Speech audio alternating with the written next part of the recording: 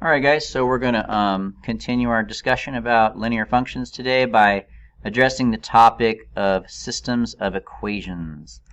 We're going to talk about what they are and how to solve them. We're going to talk about three ways to solve them. We're going to solve them by graphing. We're going to use a method known as substitution and a method known as elimination. And yes, you definitely should have seen all this before. It's just another review lesson. I would have loved to have shown you guys how to do it on a graphing calculator to get you guys ready for calculus, but most of you guys do not have graphing calculators, and so we will be skipping that portion of the lesson. So let's go ahead and begin. So what is a system of equations? A system of equations is a set of equations, usually two, but you could have 3, 4, or more. It's a set of equations whose solution is the coordinate pair that satisfies both equations. So there's two different ways you guys can think about the solution to a system of equations. Okay, the easiest way for me to introduce it at first is saying it's the point that the two lines have in common. So in other words, it's the place where they intersect. So the solution to that system up there on the screen would be 2, 1. And what that means is that the solution is x equals 2 and y equals 1. Now another way to think about the solution is that those are the numbers that work for both equations. Okay? So for instance, I could plug in the following numbers to the blue equation here. Let me just make up some numbers really quick. I could plug in, let's do like the point 5, 7. I could plug that into the blue equation and it will work. I could plug in 7 for the y. I can plug in 5 for the x.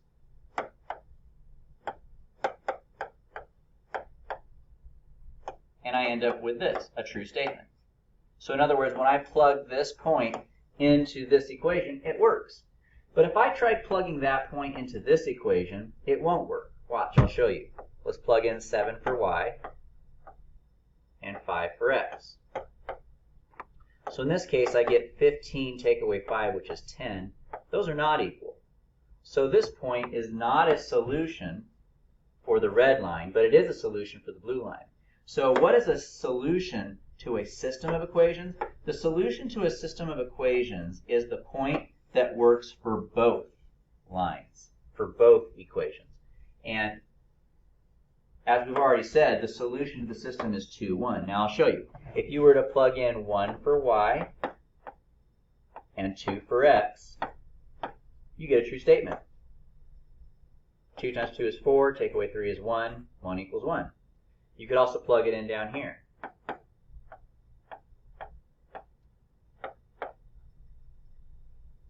3 times 2 is 6, minus 5 is 1, and that matches the other side, so it works for that one also. So the solution to a system of equations can be thought of in two different ways. One way is it's the point where the two lines cross. Another way is it's the point that if you plug it in to both equations, it works for both equations. But that's what a solution to a system of equations is. And mathematicians use this all the time in real life when they're trying to find when two events will occur at the same time. Okay, so let's go ahead and take a look at our example here. Now, we talked about how we're going to solve this problem. We're going to be solving the problem by three ways: graphing, and then a method known as substitution, and another method known as elimination. Now, when you're doing the graphing method, you really want to use graph paper. Okay, and I've attached graph paper to this lesson here so you guys can print it out and use it if you want to. If you're not using graph paper and you don't have any, then just be as neat as you can when you draw your graphs, because if you're not really precise, you're not going to get the correct solution. So to be able to do these problems that we're going to solve the system by graphing, you need to know how to graph the lines, which is something we talked about last week in lesson 1.2. So hopefully you've already watched that lesson. If you haven't, then you kind of need to go back and watch it, because if you don't know how to graph lines, you're not going to be able to solve the system in this manner. So I'm going to go ahead and find the solution to this first system of equations here. And what I'm going to do is I'm going to graph this first equation here in red. So starting at my y-intercept, I have a slope of 1 over 2. Now, that's usually all we do, right? And then we just draw our line. The problem with that, though, is that when you're solving these systems of equations, unless you're using graph paper and a ruler, it might be helpful if you draw a few points. So I went up 1 over 2, right? We'll just keep doing that. Up 1 over 2, up 1 over 2, up 1 over 2. And just find a few. And this will make sure that your line turns out a little bit more straight. You can even go backwards. So instead of going up 1, right 2, you can go down 1, left 2. Just so long as the points all end up in the same straight line, you should be good. And then you can go ahead and connect your dots. Okay? All right. I'm going to graph the other equation in this system of equations in blue. So for this one, we're going to start at -2. And this one has a slope of 5 over 2. So we're going to go up 5 over 2. So rise 5 over 2. And there it is. I don't really need to draw more because they've already crossed right there. So I don't really need to be very precise with the rest of my graph. I found the place where these two lines are crossing. So the solution to this system is the points 2, 3. Now another way that you could write your answer is like this. X equals 2, y equals 3. Either one of those are good ways to write your solution. Okay? So that takes care of number 1. Let's go ahead and take a look at number 2 here.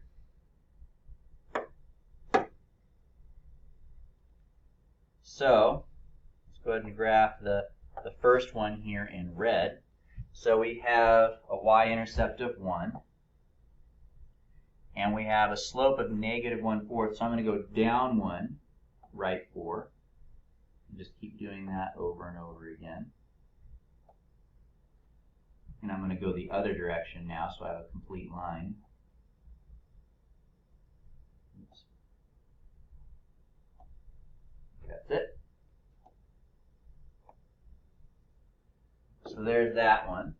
And we'll go ahead and graph the other one here in blue. So we're going to have a y-intercept of 4.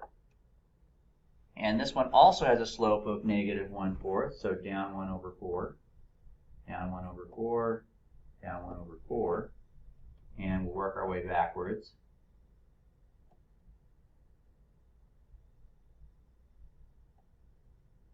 Okay. Now, the solution to a system of equations is the place where they cross, but in case you haven't noticed, these lines are parallel, which means they're never going to cross. And so that means there is no solution. That can happen sometimes, so don't be surprised. And by the way, if you notice right off the bat that they have the same slope, well, then you already know that they're never going to have a solution because parallel lines never touch. And parallel lines have the same slope. So if you see two lines that have the same slope, that means the lines are parallel and there is no solution. All right, so got a little exercise here for you. Once again, you're going to want to use graph paper to make sure that you have an accurate solution. I'll pause the video here, and when you unpause, you'll see the solution. So I graphed one line there in orange, the other one in black. And then the solution there we have in red. And you can always check your answer, by the way, by plugging in the numbers that you got for x and y into the equations. And it should work for both of the equations. All right. So let's go ahead and take a look at example 2. Actually, we're not going to do example 2. That's the graphing calculator one. We said we weren't going to do that today. So we're going to skip example 2. We're going to move on to example 3. All right. So for example 3, we're going to use a method known as substitution. What I'm going to do is I'm going to, well, let me explain what the substitution method is first, and then I'm going to give you guys some steps as we solve the problem. And I would encourage you guys to write down the steps in your notes, just because it'll be a nice reference to have later. So what is the substitution method? Well, the reason why you can't just, like, we know how to solve an equation like this, right? If I gave you guys this, you would be able to solve it right away because there's only one variable in there. But as soon as I put two variables, if I say solve the equation, that kind of doesn't even mean anything anymore.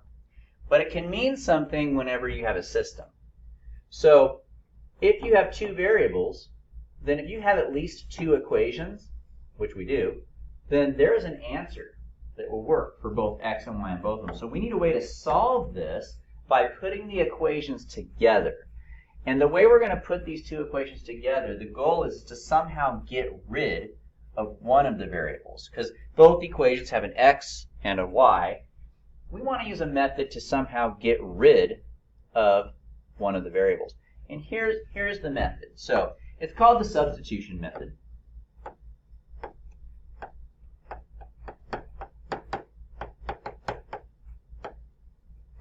And this is the best method to use if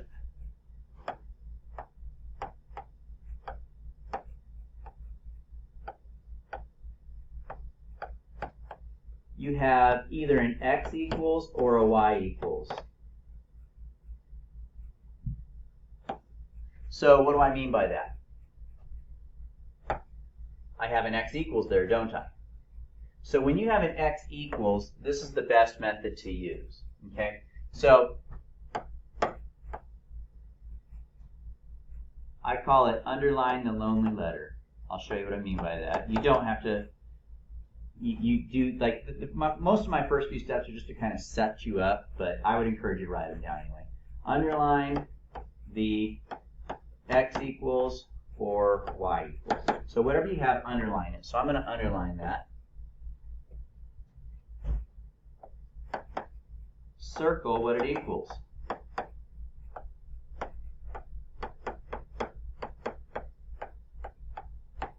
So x equals 2y minus 4. So find the lonely letter, the x or the x equals or the y equals, and then circle what it equals. All right, step 3. Replace that variable with what it equals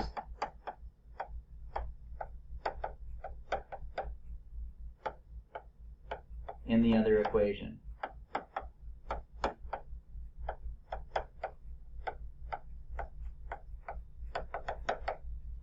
Okay, now in the future, I'm just going to call it substitute, so we don't have to write all that out. But this is why it's called the substitution method. So here's what I mean. Replace this variable with what it equals into the other equation. So I'm going to replace the x in this equation with 2y minus 4 because that's what x equals. You can, it's kind of like when you ask for change at a restaurant, right, or a store. Like if you give the person at the cashier a $10 bill and say, "Hey, can I get 2 5s?" You didn't lose money, you just changed it, right? You replaced it with something that's of equal value. Well, here, since x is equal to 2y minus 4, then I can replace this x with 2y minus 4. And so, find the lonely letter, circle what it equals, and plug that into the other equation for that variable. So I'm going to replace x now in the second equation with what it equals, 2y minus 4. Now, what's the point of doing that? Well, after you've done that, I've done something. I have put the two equations together into one equation, and in the process, I also made it so that there's no more x. Do you guys see how there's only y's in there? And since there's only y's, we can actually solve that problem now. And that's what we're going to do now. Make some writing space for myself here. Okay, so if I wanted to solve this equation, I would start by distributing.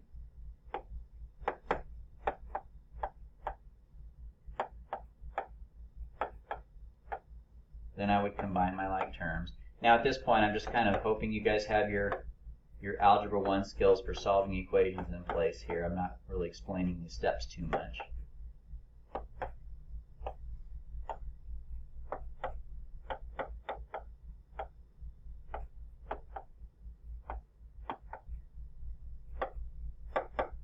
I end up with y equals 1, so I solve for y.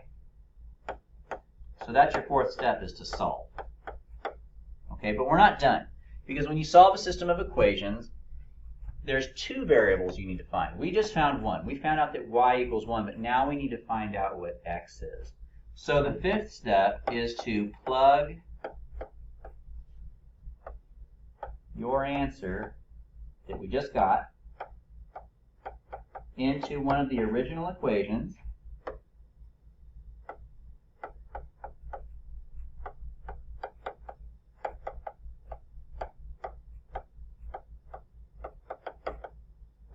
And solve. I'm out of space for writing, but so I'm going to take my answer and I'm going to plug it into one of these original equations and solve. And no, it doesn't matter which one you plug it into, because this is a system of equations.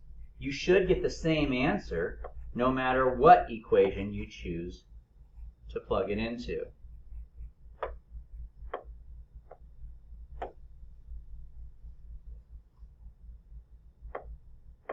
So I'm going to say, I'm going to plug 1 into the top. Now, even though it doesn't matter which one you plug it into, my advice is to plug it into the one that had the x equals or the y equals. It will usually be the easier one to do. So we found out that y equals 1, so I'm going to replace y with 1. And now I have x. So there's your steps and there's your process. You can write your answer like this, or you can write your answer as a point. Either way is fine. Now, let's go through the steps again. So you find your lonely letter, you circle what it equals, you plug it in, and you solve. After you get your first answer, you plug that back in and solve for the second variable. All right, let's go ahead and do it again with the second problem.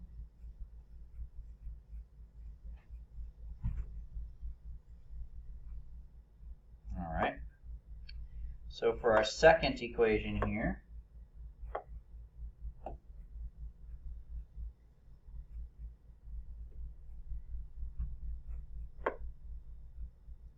step 1, find your x equals or y equals, right there. Step 2, circle what it equals. Step 3, replace that letter with what it equals in the other equation.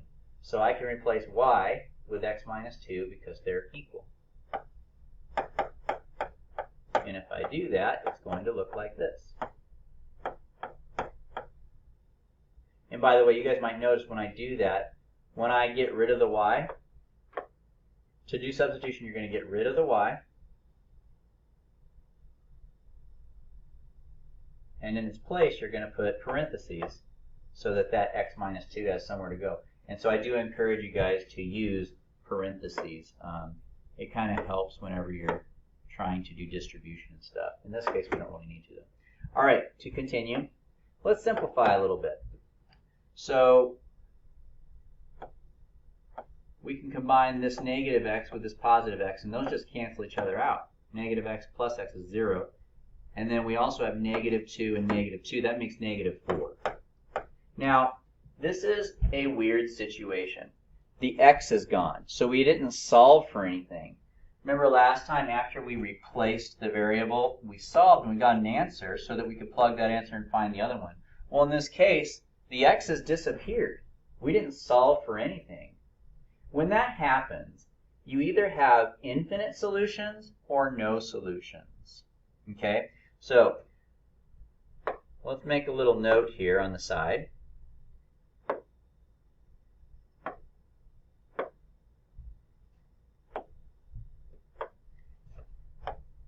If you get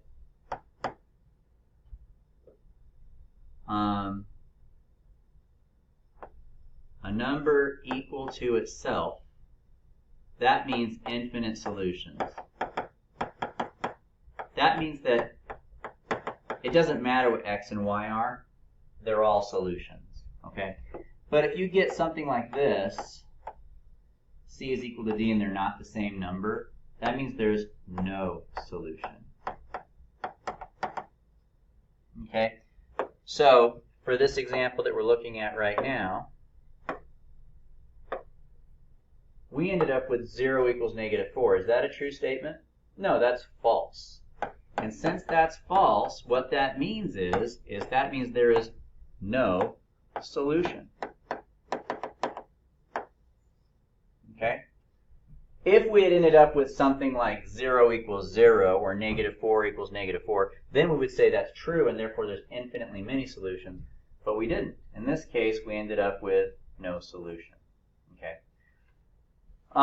And what that means then is if we wanted to go through the trouble, which we're not, but if we wanted to go through the trouble of graphing these lines, what would we expect to see if there's no solution to the system of equations? We would expect them to be parallel lines. Okay? Now some of you guys might be wondering, well, I thought you said they would have the same slope, but this one has a slope of -1, this one has a slope of 1. Well, right now you actually don't know what the slopes are because the one on top is not in slope-intercept form. You need to get the y by itself, and after you get y by itself, then you can see the slope. And you'll find that they actually are the same slope, and therefore these lines are parallel. Anyway, just throwing some extra information at you there. But here's a student practice for you here. So go ahead and try to solve this problem, and when you unpause the video, you'll see the solution. Okay, and so the answer I got for this is -1, -4. I've numbered the steps up there to match the steps that I shared with you guys earlier, and you guys can examine that and see what you think. So that's what we call the substitution method. So so far we've learned 2 ways to solve a system of equations. One way is by graphing. The other way is by using a method known as the substitution system. Now we're going to learn our third way. So we'll go and talk about the substitution method. Now, you might be wondering at this point, so what's the point of solving a problem in 3 different ways? Why don't we just teach one and go with it? Well, every one of them has a benefit. Obviously, if I give you a graph, you would want to use the graphing method. That would be much easier than trying to find the equations from the lines and then do the substitution. That'd be kind of ridiculous, right? So you might as well know the graphing method. That's the easiest one. Substitution, well, what if you don't have a graph? Or what if the 2 lines cross, but they cross at a really weird point that has decimals in it? Well, then the graph's not going to be able to help you.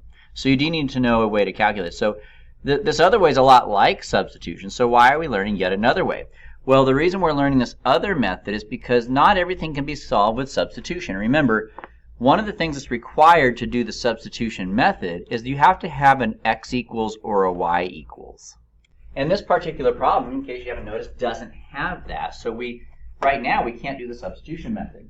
Now some of you guys might be a little bit sharp and realize, well, I can make an x equals if I mess with it a little bit. You're right, you can. There are some problems though, not this one, but there are some problems where if you try to do that, you're going to end up with so many fractions all over the place that you're probably going to get the problem wrong. So we have this other method called the elimination method. All right, so let's talk about the elimination method and when you want to use it. When do you want to use it?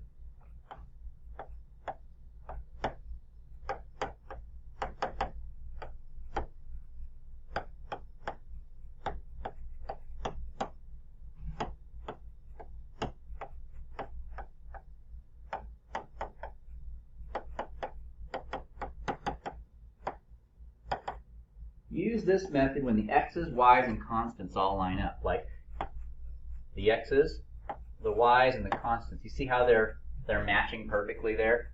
And I guess I should put the equal signs also. The equal signs need to be lined up. So if you have the x on top of the x, the y on top of the y, and the equal on top of the equal, and the number on top of the equal, then elimination is a great method to use in that case. It would be faster than substitution, and in many cases it would be more likely to give you an accurate answer because you can avoid getting into a mess of fractions. So we do want to have this other method at our disposal. All right, so here we go. Let's go ahead and do the elimination method. So the first thing you want to do is pick a variable to cancel. And once again, I would encourage you guys to write these steps down as you go.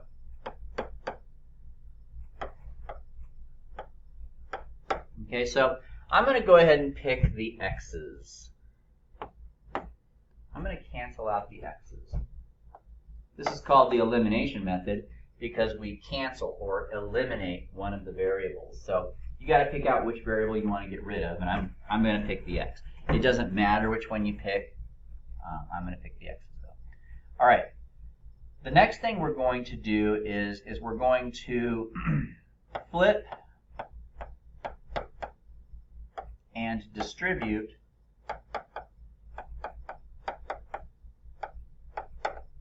the coefficients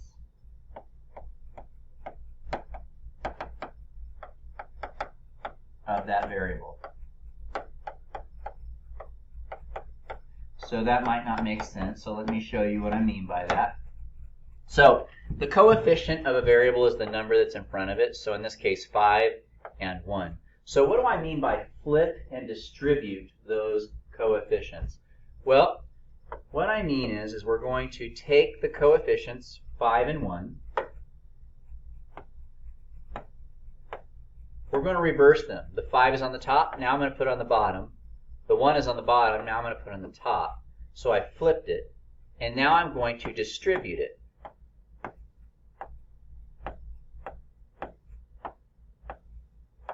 And what that's going to do is that's going to create a new pair of equations. Now the top's not going to change at all, actually, because I'm just multiplying everything by 1. So that's kind of nice. But the bottom one's going to change. So if I do 5 times x, I'm going to get 5x. If I do 5 times 2y, I'm going to get 10y. And if I do 5 times negative 8, I'm going to get negative 40. What's the point of doing that, though? Well, don't you guys agree that 1 times 5 is the same thing as 5 times 1? It is. So the purpose of doing this is it makes those numbers become the same. And that's helpful because remember, I'm trying to cancel one out. And that's the first step to get there, is you want them to have the same coefficient. So we flip and distribute. The next thing we're going to do is distribute a negative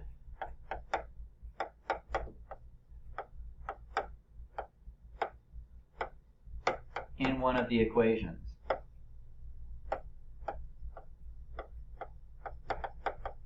Not both, just one of them. So for instance, I'm going to take this top equation and I'm going to distribute a negative 1 into it. You might be wondering why I'm doing that as well. Well, just bear with me for a second. But if I multiply a negative 1 to the top, we get negative 5x plus 4y equals 12. It changes all of the signs. The bottom equation is not going to change because I didn't do anything to it. Okay? Now we're ready for the next step, step 3, or step 4, I mean. Now, what did step 3 accomplish, though, for us? Well, step 2 got the numbers to match. It used to be 5 and 1, but now they're both 5. What did step 3 accomplish? Well, it made them opposites. And that's the whole purpose of those first 3 steps. We want them to come out to be opposites so that when we get to step 4, which is where we add down, it will cancel. So, what do I mean by add down to cancel? What is negative 5x plus 5x? Well, they cancel each other out because they're the same number but opposite signs. But we have to do that with everything now. So what's 4y and 10y make? It makes 14y. And then 12 minus 40. What would that be? I believe that would be 28, but it's a negative. So now I'm left with 14y equals negative 28. So what do I do now? So step 5, I'm running out of space here. I guess I'll put it up here. Step 5 is to solve. So I have 14y equals negative 28. Divide both sides by 14. And I've got negative 2. Okay?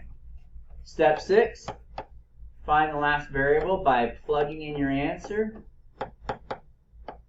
and solve. Where do you plug it into? Once again, you could plug it into either one of the original equations.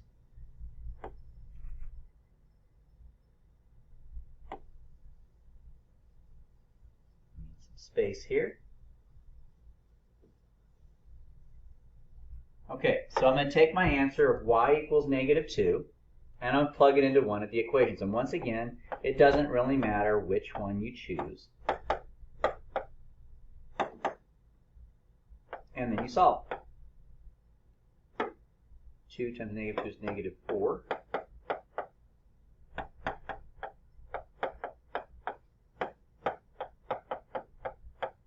And there's my answer for x. So I've got x and y, and I'm done. Once again, you can write your answer like a point if you want to, or you can just leave it like that. There you have it. So this is what we call the elimination method, because we get rid of a variable not by substitution, but we get rid of a variable by eliminating one. We make them the same number but opposite signs. So those steps will get you through any problem. Now, some of you guys might remember doing this from Algebra 1 and Algebra 2, maybe even in geometry. And your method might have been pretty similar, but a little bit different. If you know how to do it, then go for it. I don't care. What I like about these steps, though, is that they always work. What I don't like about these steps is that sometimes your numbers end up a little bit bigger than they need to be. But some of you guys know, for instance, that we could have done this a little bit faster and easier if we just multiplied the bottom by a -2 to begin with. Not a -2, a +2, actually. Some of you know that if we would have done that, we would have been good to go. Okay, so if you're quick and sharp about picking out the right things, that's awesome. If not, my steps are going to get you there every time. But that's where I'll leave you on that. In the meantime, here's a student practice. So give it a try and see what you get. I suspect, no. I thought this one was going to come out to have a weird answer, but I don't think it will. I think it's going to have just a pretty normal answer. So go ahead and pause the video, and when you unpause it, you'll see the steps and the solution. So the final answer there is in the bottom right-hand corner, in purple. It says 3, 4. So I got 3 for x and 4 for y. So I've color-coded the steps. So step 1 is in green there. I chose to cancel out the y's this time. Maybe you didn't, but that doesn't matter. If you did everything right, you should still get the same answer. So I chose the y's. That's step 1. Step 2. Step 2, we're going to flip and distribute those coefficients. So I'm going to multiply the top equation there by a -3 and the bottom equation by a -1. In the result, I've got a little star next to the result down there in the bottom left-hand corner of what you get after you flip and distribute.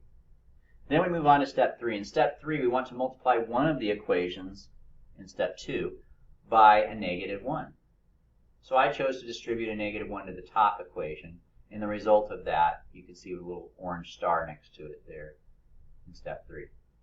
Step 4, you're going to combine straight down. So 6 take away 2x from step 3 would give you 4x. The 3 y's cancel, and the 2 6's make 12. So we end up with 4x equals 12 in step 4. Step 5, we solve the equation from step 4 by dividing 4 on both sides, and you get 3. So there's our 3. In step 6, you pick one of your original equations. I picked the first one.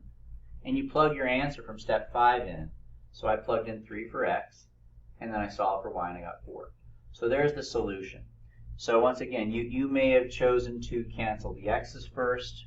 Doesn't matter, though. You would still get y. Matter of fact, just so you guys know, there's some creativity in here. So you can be faster. So for instance, some of you guys who are familiar with this method, you remember it before, you might have remembered that all you really need to do to solve this is multiply the top by a negative. And if you do that,